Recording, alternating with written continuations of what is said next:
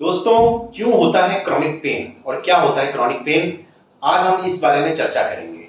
Chronic pain यानी कोई भी दर्द जो हमारे शरीर में काफी महीनों से बना हुआ है और कई बार काफी सालों तक, और वो घरेलू उपचार से, नॉर्मल ट्रीटमेंट से रिस्पॉन्ड नहीं करता है, ठीक नहीं हो पाता है, तो उसको क्रॉनिक पेन या पुराना दर्द कहा जाता है। और अरबों खरबों लोग इस क्रॉनिक पेन से सफर करते रहते हैं बिना किसी सहायता के, उपचार से, बहुत सारे तरीकों के ट्रीटमेंट लेने के बाद भी ठीक नहीं हो पाते हैं।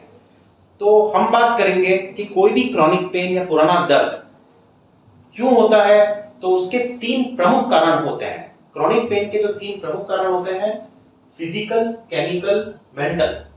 दोस्तों, पुराने लोग कह के गए हैं आहार, व्यायाम, व्यवहार, तो इसको इस तरीके से समझ सकते हैं। क्रॉनिक पेन या कोई भी डिजीज हमारे शरीर में है तो उसके जो 3 प्रमुख कारण है, फिजिकल, केमिकल, मेंटल। फिजिकल कारण है हमारे बॉडी के अंदर मूवमेंट का अभाव होना, हम एक्सरसाइजेस नियमित रूप से नहीं कर पाते हैं कई बार। इसके अलावा बहुत सारे ऐसे और भी कारण हो सकते हैं, जैसे कि कोई पुरानी इंजरी है, चोट है जो ठीक पूरी तरह से नहीं हो पाई और बाद में जाके वो एक पुराने दर्द के रूप में हमारे शरीर में हमको दुख देती रहती है और उससे हमारे शरीर में अकड़न, स्टिफनेस और पेन पैदा होता है।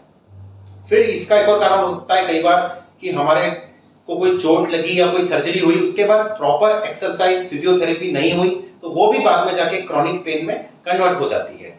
Motion is lotion, rest is rust. तो इसको इस तरह से समझना होगा कि मूवमेंट ही मेडिसिन है, एक्सरसाइज करनी है, फिजिकल एक्टिविटी करेंगे तो क्रॉनिक पेन से दूर रह सकते हैं। दूसरा कारण जब हम बात करेंगे केमिकल रीजन क्या होगा दोस्तों? न्यूट्रिशन या डाइट। जैसा होता है अन्न वैसा होता है मन।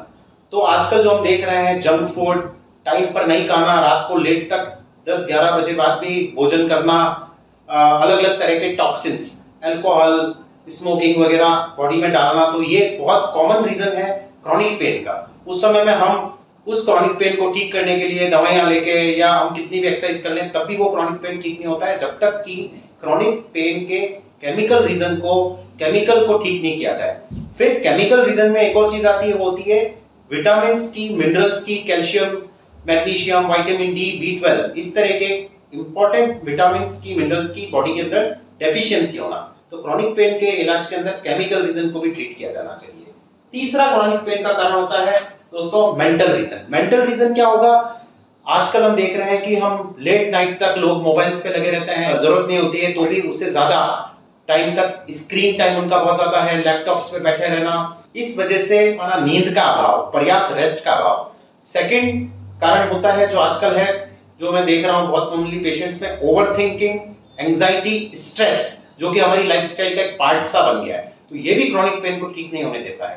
तो मेंटल कारण भी बहुत इंपॉर्टेंट है, क्रॉनिक पेन के अंदर इसका भी रोल है। फिजिकल, केमिकल, मेंटल याद रखिए दोस्तों।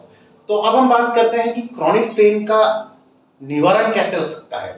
तो क्रॉनिक पेन को ठीक करने के लिए हम डॉक्टर व्योम पोलियस पेन रिलीफ सेंटर का हमारे क्लिनिक पर होलिस्टिक चिकित्सा पद्धति से क्रॉनिक पेन को ठीक करते हैं। तो होलिस्टिक चिकित्सा पद्धति क्या है, वो कैसे काम करती है और उसमें क्या क्या होता है दोस्तों, तो इसके बारे में मैं बहुत जल्दी वापस आपके पास आता हूं, आपके सामने आऊंगा और इसके बारे में बात करूंगा कि क्या होती है होलिस्टिक चिकित्सा पद्धति, जिससे क्रोनिक पेन को जड़ से खत्म किया जा सकता है, उसके रूट कोज को पहचानते हुए, फिजिकल, केमिकल, मेंटल तीनों कारणों को ध्यान में रखते हुए।